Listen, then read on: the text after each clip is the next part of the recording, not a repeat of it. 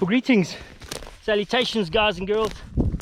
It's the Off-Grid Warrior, and today is day 4 of cruising around the mountains and the forest, just on a little recon.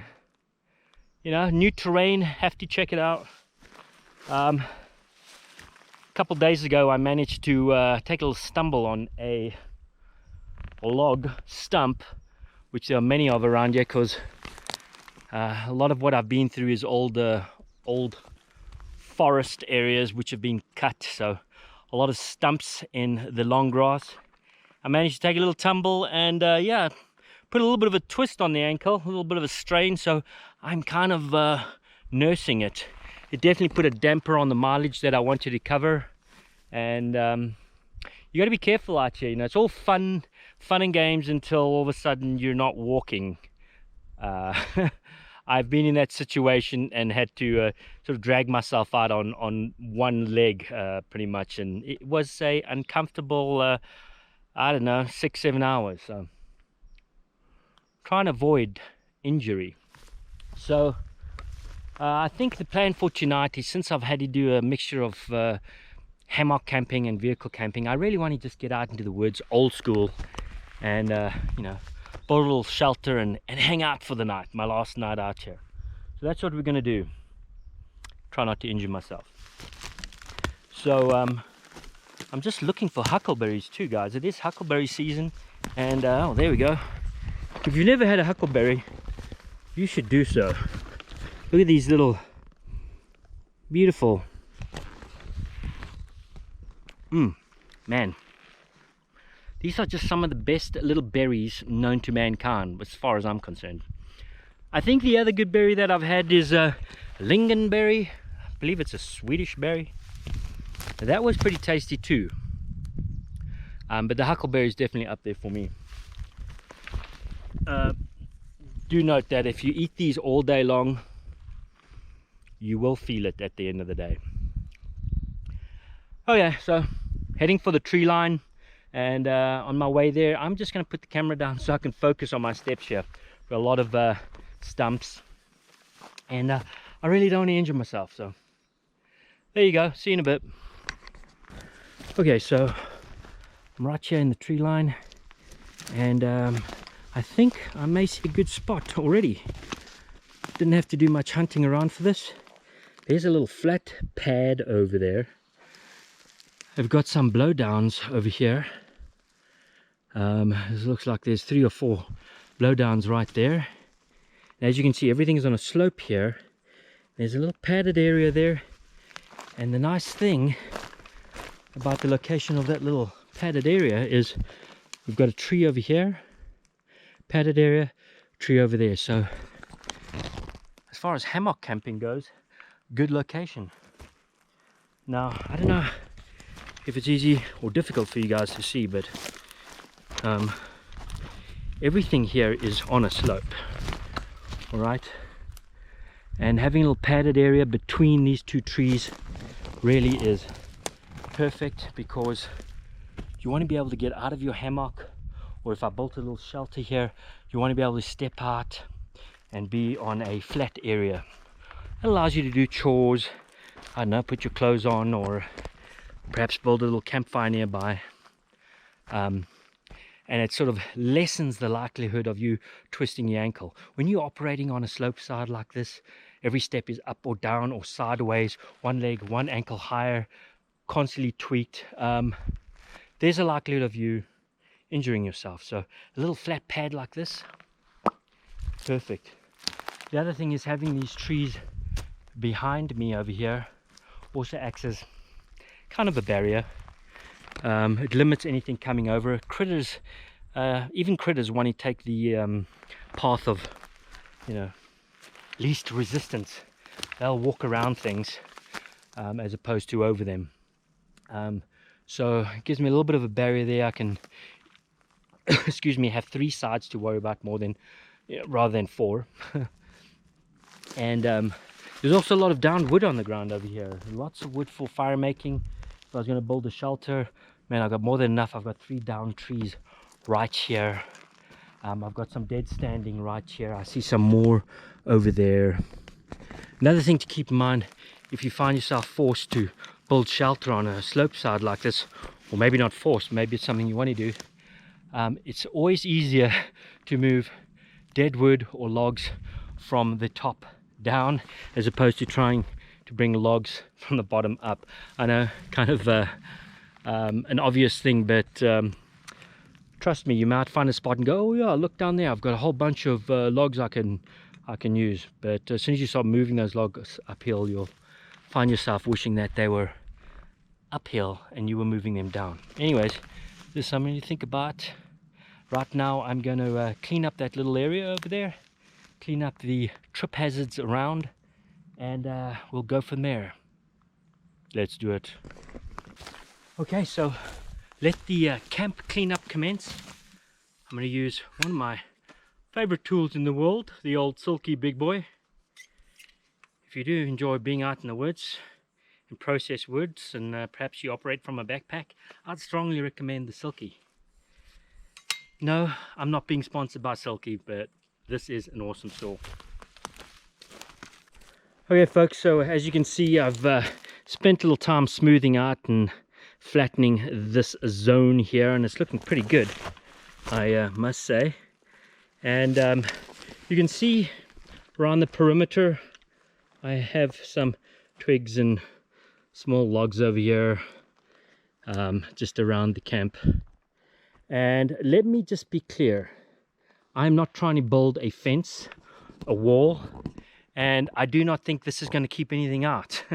It's merely there to give me an extra 2 or 3 seconds or 4 seconds hopefully, to kind of come up with a plan and get up on my feet if need be.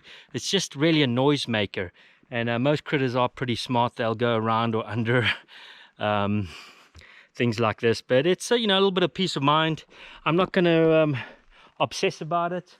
If I was spending more days here, I'd probably expand this out a little bit and do a better job, but I really just wanted to give you an idea of kind of what I'm doing over here. Okay, so right now I'm going to hang the hammock up. I've got a nice tree right there, beautiful flat ground, and we'll go from there. Bam. So the trusty Hennessy hammock, which this particular model I've had for, I don't know, about 7 years now, somewhere around there. I finally managed to put a hole in the mosquito netting, just a little hole, but it's still going strong, still works. It's definitely held up to a little bit of abuse.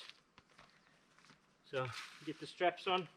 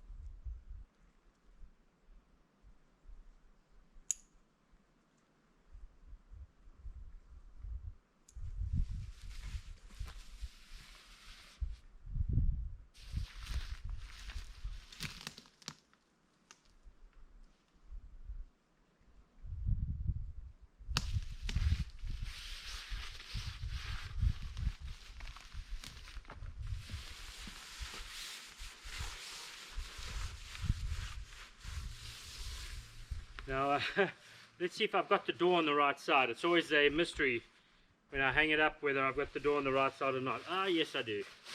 Okay, so here we go. It's the basic hanging of the Hennessy.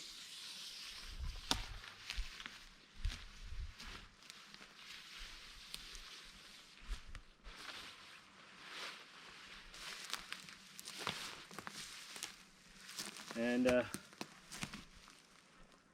what I'll do is I'll probably make some pegs out of some wood so I can get this top tied down. Well, let's do that.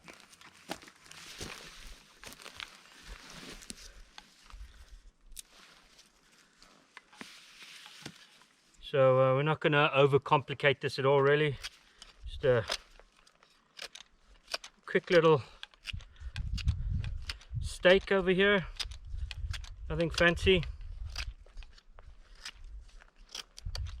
Don't want too much of a sharp point in it because it will just break.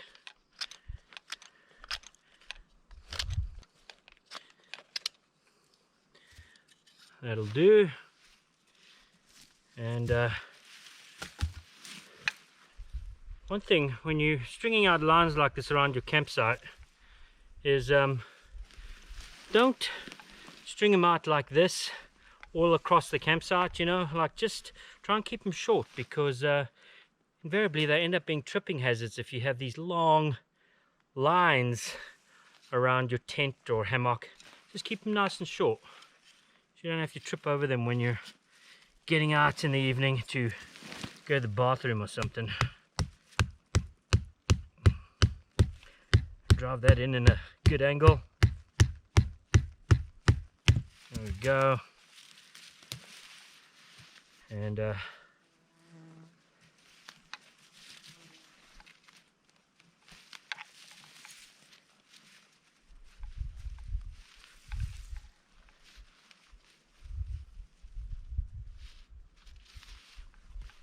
should do the trick. There we go. Take a closer look at that. Nice and short. Nobody should be tripping over that. Well, there you have it. Camp hammock is up. Camp zone is ready to rock. Let's take a quick peep. How about that for a view? Right now I have the hammock tarp up only on one side because I want the side open for now so I can enjoy the view as the sun sets. Of course, if it gets cold tonight or windy, I'll put that tarp down, but for now that's how it's going to stay. And then next order of business, folks, is an important one, and that is firewood. We need to collect firewood and get our little campfire zone ready to go. We don't want to be fiddling around as it's getting dark looking for firewood, trying to get a fire spot ready. So let's rock and roll. Let's get her done. Okay, so this is actually where I'm going to be making the little fire area. Now you may be saying, dude, why are you making it so far away from your little hammock over there? Well, it's a very small area around the hammock, and of course when you use the wood art that you find in the woods, quite often it'll pop and crackle and burst, and those little embers fly up, and when they land on a tarp or a tent tarp or that hammock tarp, they just go straight through. So I'm trying to avoid that. It's happened a couple times before, so I'm not going to make a fire right next to the hammock. This will be a good spot. There's a little bit of a natural indentation here. I'll put some rocks. There's also a lot of green foliage around, so it's unlikely I'm going to put anything on fire and start a forest fire. So we'll contain a nice small fire here, away from the tarp and hammock. Okay, so it's difficult finding a good spot to chop wood. So I'm just utilizing this log here. It's a little bouncy or soft, but it's the best spot I can find to get some chopping done.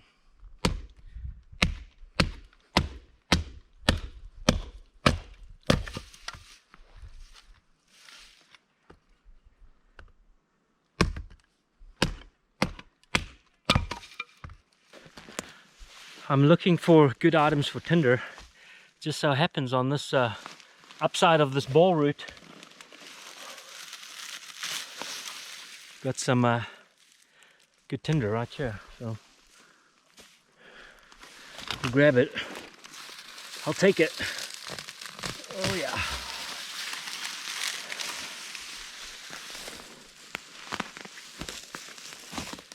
That'll be a good tinder right there.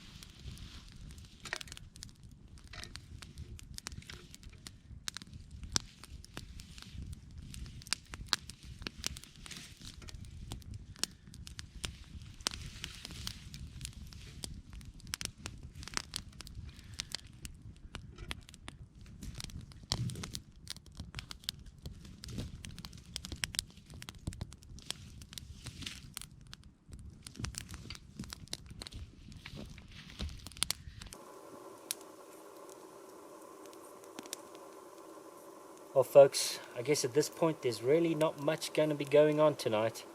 The sun's going to be down in about an hour here. It'll also get very cold very fast once the sun disappears. I'm already feeling it starting to chill down. Once this water's boiled, I'm going to pour it into a bag of dehydrated food. Not very exciting to watch. And then I'm going to use the little bit of water that's remaining to make a cup of coffee. And then I'm going to get into that hammock, into my sleeping bag. And I think it's going to be lights out pretty fast for me. I'm kind of exhausted after the last 4 days of up and down these mountains through the woods. It's been a lot of fun, but definitely feeling it. It's been good though. Unfortunately, tomorrow morning I have to be up crack of dawn and get out of here. I do have some appointments in town. You know, modern reality calls. Things still need to be dealt with. I'd love to just be out in the woods all the time, but that's just not a reality at this point. So, thanks again. Take it easy. Cheers. All the guys in town follow you. All the guys in town follow you. All the guys in town follow you. All around.